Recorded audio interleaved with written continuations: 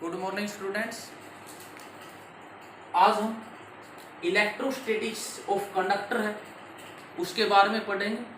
हमारे सिलेबस में ये रिजल्ट है, लेकिन यहाँ पे मैंने इसको प्रूव भी किया हुआ है, तो वीडियो में ध्यान से सुनेंगे और आप चाहें तो फेयर कॉपी में ये प्रूफ भी लिख सकते हैं। रिजल्ट तो लिखने हैं ही, रिजल्ट ही केवल सिलेबस में है, इनके प्रूफ हमारे सिलेबस में नहीं है, लेकिन फ्यूचर में आपके लिए फायदेमंद होंगे, इसलिए आप इनको भी इनके प्रूफ को भी लिखें।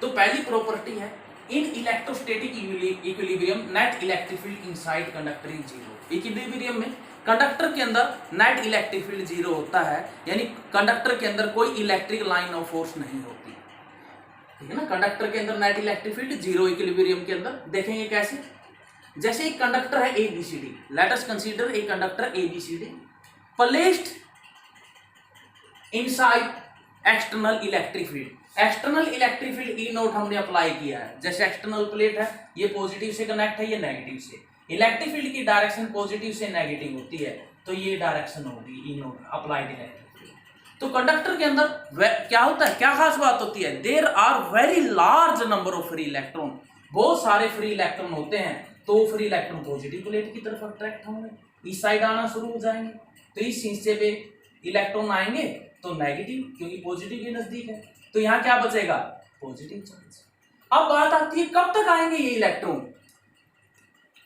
तो अंदर जो एक इलेक्ट्रिक फील्ड प्रोड्यूस हुआ है या इंड्यूस करेंगे इलेक्ट्रिक फील्ड EP, इसकी डायरेक्शन ये होगी ना अप्लाइड के अपोजिट।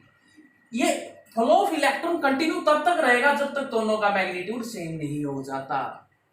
तो net electric field E note minus EP, E note की डायरेक्शन ये, EP की ये, ऑपोजिट के लिए माइनस साइन। और फ्लो कब तक होगा, इलेक्ट्रॉन कब तक मूव करेंगे, जब तक दोनों का magnitude same, magnitude same direction opposite, तो नेट कितना बच गया, जीरो। तो इस तरह से इक्विलिब्रियम में नेट इलेक्ट्रिक फील्ड कंडक्टर के अंदर जीरो, कंडक्टर के अंदर कोई इलेक्ट्रिक लाइंस ऑफ फोर्स नहीं होती। इसी सेंस में net charge inside conductor is zero, conductor के अंदर नेट चार्ज जीरो होता है।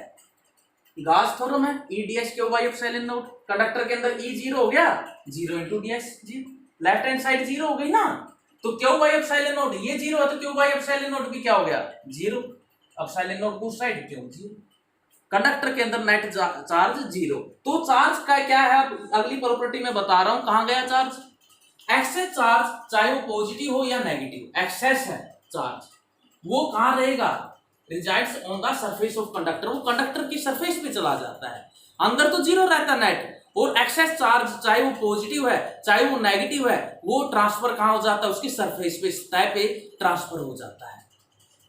अब इलेक्ट्रिक, अगली property, electric field is normal to conductor, electric field conductor की नॉर्मल होता है, 90 डिग्री पे होता है। देखो कंडक्टर है, उसको चार्ज देते हैं तो हमें पता है कि वो सरफेस पे चला जाता है, और देंगे सरफेस पे चला जाएगा, एक टाइम आएगा सरफेस पे चार्ज का फ्लो रुक जाएगा।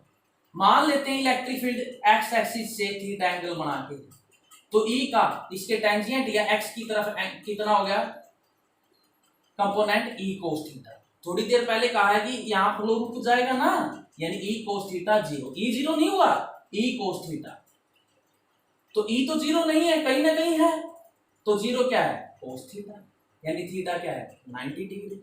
इलेक्ट्रिक फील्ड कंडक्टर के नॉर्मल होता है। अगली प्रॉपर्टी, इलेक्ट्रिक पोटेंशियल कांस्टेंट होता है कंडक्टर के अंदर, कंडक्टर के अंदर पोटेंशियल हमेशा कांस्टेंट होता है, तो हमने एक रिलेशन कर रखी है इलेक्ट्रिक फील्ड में और पोटेंशियल में, E equal to minus dV by dr, electric field potential, conductor के अंदर E जीरो, तो dV बाई dr भी जीरो हो गया। डिफरेंशिएशन जीरो किसका होता है, कांस्टेंट का, तो मतलब पोटेंशियल कांस्टेंट कंडक्टर के अंदर।